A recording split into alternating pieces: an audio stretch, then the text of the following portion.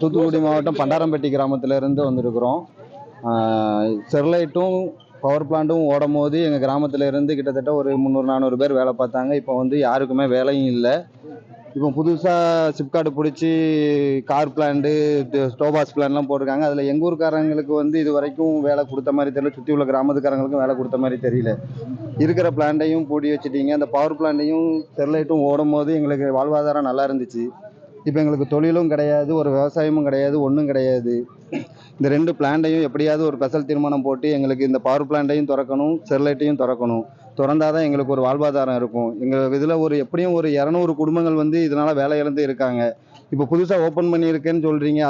அதுலேருந்து ஒரு வேலை வாய்ப்பு கூட எங்கள் பக்கத்து ஊரில் இருந்து யாருமே கொடுக்கல. அதுக்கான ஒரு இன்ஸ்ட்ரக்ஷன் கூட ஊருக்குள்ளே வந்து பக்கத்து ஊர் நீங்கள் வந்து வேலைக்கு வாங்கன்னு ஒரு கேம்ப் மாதிரி எதுவுமே போடலை. அதுவும் இருக்கிறதையும் திறக்க மாட்டேங்கிங்க, இதுவும் கொடுக்க மாட்டேங்கிங்க. எங்களுக்கு ஸ்டெர்லைட்டு பவர் பிளான்ட்டும் எங்களுக்கு வந்து எப்படியாச்சும் நீங்கள் திறக்கணும். திறந்தாதான் எங்கள் இளைஞர்கள் வந்து பண்டாரம்பட்டியிலே ஒரு 200 இளைஞர்கள் இருக்காங்க. யாருக்குமே வேலை இல்லை. எல்லாருமே வந்து கூலி வேலைக்கு தான் படித்து டிகிரி முடிச்சுட்டு கொத்த வேலைக்கு போய்கிட்டு இருக்காங்க. டிகிரி முடிச்சு அவ்வளோ பேரும் கொத்த வேலைக்கும் மூட சமைக்கும் தான் போய்கிட்டு இருக்காங்களே ஒழிய வேற வேலை வாய்ப்பே கிடையாது. அதனால எங்களுக்கு இந்த ஸ்டெர்லைட்டையும் பவர் பிளான்ட்டையும் எப்படியாச்சும் ஒரு ஸ்பெஷல் தீர்மானம் போட்டு எங்களுக்கு நீங்கள் திறந்து கொடுங்க. திறந்து கொடுந்தாதான் இந்த ஆட்சியில் திறந்து கொடுந்தாதான் எங்களுக்கு வந்து எங்கள் கிராமத்து இளைஞர்களுக்கு ஒரு வேலை வாய்ப்பு கிடைக்கும். அதனால் தயவுசெய்து எங்களுக்கு ரெண்டுமே ஆட்சியர் வந்து இது பண்ணி எங்களுக்கு ஒரு ஸ்பெஷல் தீர்மானம் போட்டு எங்களுக்கு இதை திறந்து கொடுக்கணும்னு நாங்கள் கேட்டுக்கிறோம். என் பேர் வந்து மரிய செல்வகுமார், ஊர் வந்து பண்டாரம்பட்டி.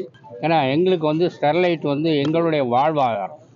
ஆக நீங்கள் வேணும்னு செஞ்ச மாதிரியே இந்த 2 கம்பெனியும் மூடிட்டீங்க. Power பிளான்ட்டையும் மூடிட்டீங்க, copper பிளான்ட்டையும் மூடிட்டீங்க.